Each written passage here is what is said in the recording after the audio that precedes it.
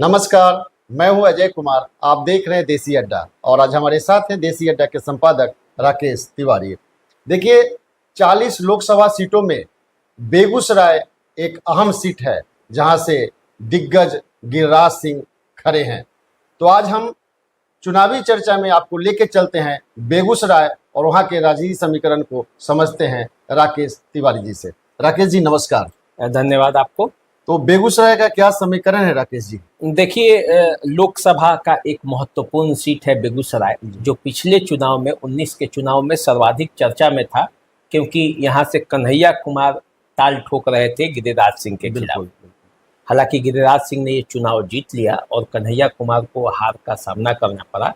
इस बार भी उसी बेगूसराय से वो चुनाव लड़ना चाहते थे कांग्रेस के टिकट पे, लेकिन टिकट नहीं मिला। लालू यादव ने कन्हैया कुमार को ये कहिए कि बिहार में नो एंट्री का बोर्ड लगा दिया था और कन्हैया कुमार का बेगूसराय में एंट्री नहीं हो पाया और यहाँ से उम्मीदवार बनाए गए सीपीआई के उम्मीदवार हैं अवधेश राय। अब गिरिराज सिंह में यहाँ मुकाबला है।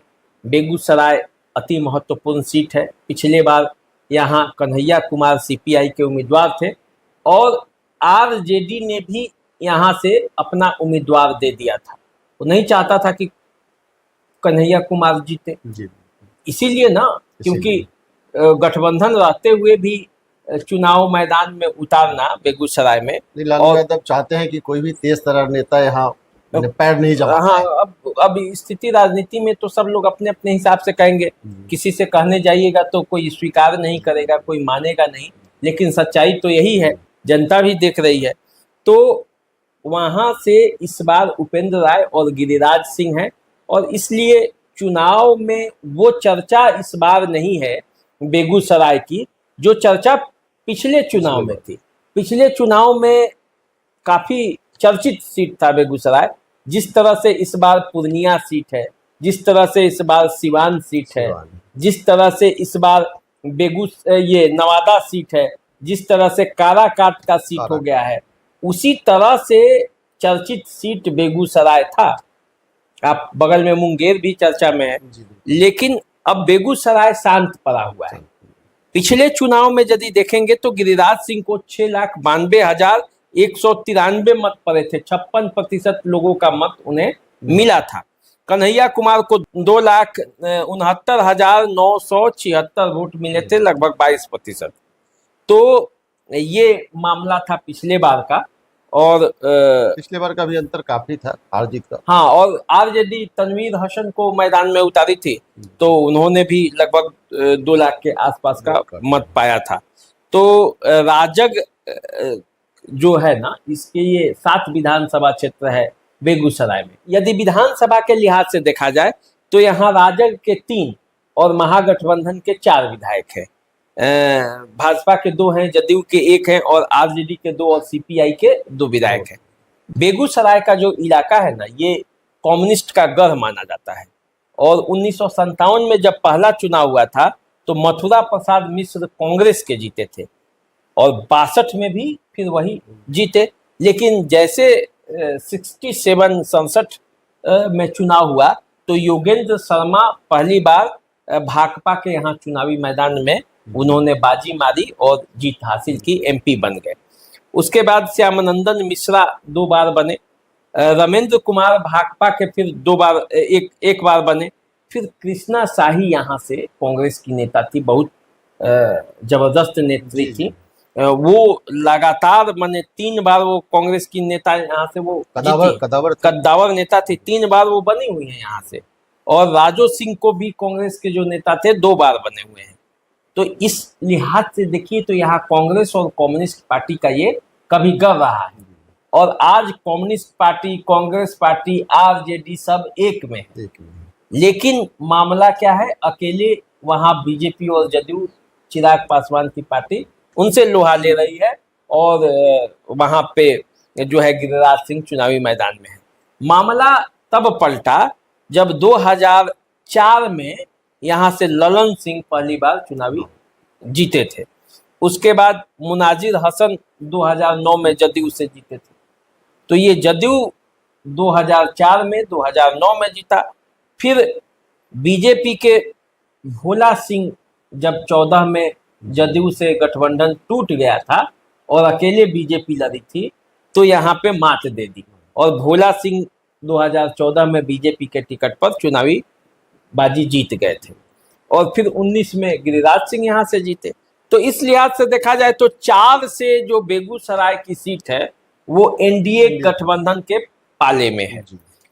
तो इस लिहाज से यहाँ मजबूत उसकी पकड़ है, भूमिहारों की अच्छी खासी आबादी है, लेकिन हार जीत में अति पिछड़ा वर्ग जो है वो बहुत महत्वपूर्ण भूमिका निभाता है और इसीलिए नीतीश कुमार का फैक्टर यहाँ काम करता है। बीजेपी का वोट पर जब नीतीश कुमार का वोट यहाँ चढ़ जाता है तो फिर चुनाव में कोई उसे हरा नहीं पाता है और यही कारण है कि 4 के बाद जब राजनीति ने करवट लिया तो बेगूसराय जो है एनडीए के खेमे में आ गई। उसके पहले ये कांग्रेस और कम्युनिस्ट पार्टी का गढ़ रहा करता था।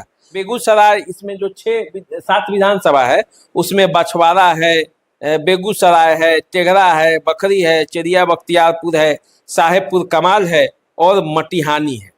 अब इस बार गिरिराज सिंह को थोड़ा अपने लोगों के विरोध का भी सामना करना पड़ा है। बोगो सिंह, नरेंद्र कुमार सिंह उर्फ बोगो सिंह गिरिराज सिंह से खपा है, वे उनके खिलाफ बोलते रहते हैं और बोगो सिंह भूमिहार जाति से ही आते हैं।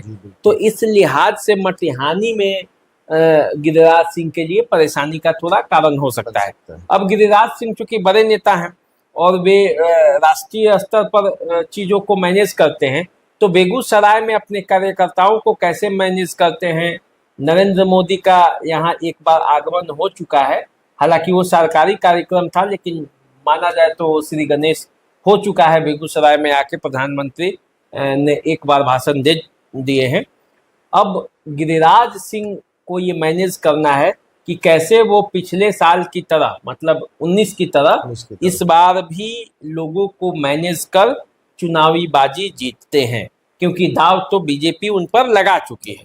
और बेगूसराय जानते हैं औद्योगिक शहर है एक तरह से, बिहार का देखा जाए तो वहाँ रिफाइनरी है, वहाँ फर्टिलाइजर कंपनी है, तो बरौनी बगल में जो है। तो इस लिहाज से आप देखिएगा तो बेगूसराय में चुनावी लड़ाई एकदम फाइट में है, लड़ाई वहाँ टाइट है। गिरिराज सिंह और अवधेश राय वो कम्युनिस्ट के एक बड़े नेता हैं, जमीनी कार्यकर्ता माने जाते हैं, पिछड़े वर्ग से आते हैं, तो इसलिए वहाँ पे लड़ाई अभी फंसा हुआ है। पिछले बार हल्ला ज्यादा था, कार्यकर्ताओं में हल्ला ज्यादा था, जोश ज्यादा था, लेकिन इस बार जो है खामोशी ज्यादा है और वही खामोशी परेशान कर रहा है बड़े नेताओं को कि आखिर मतदाता खामोश हैं तो आखिर वो जाएंगे तो कहाँ जाएंगे, और खामोश है तो करेंगे तो क्या करेंगे। इसी में पूरा बेगूसराय का गुनागणित उलझा हुआ है। देखना ये है कि आने वाली जैसे जैसे चुनाव आएगा नजदीक तो यहाँ क्या समीकरण और बनता है। तो अभी आप राकेश जी से सुन रहे थे बेगूसराय का राजनीतिक समीकरण। अपने बयानों से चर्चा में रहने वाले गिरिराज सिंह की प्रतिष्ठा दूसरी बार वहाँ पे दांव पे है और उनके सामने एक कदावर कम्युनिस्ट नेता खड़े हैं। तो आप इंतजार कीजिए और देखिए चुनाव परिणाम और नतीजा गिरिराज सिंह के पक्ष में एक बार फिर आता है या उनके लिए परेशानी का कारण बनता है। तो हम दोनों का नमस्कार स्वीकार कीजिए। नमस्कार। नमस्कार।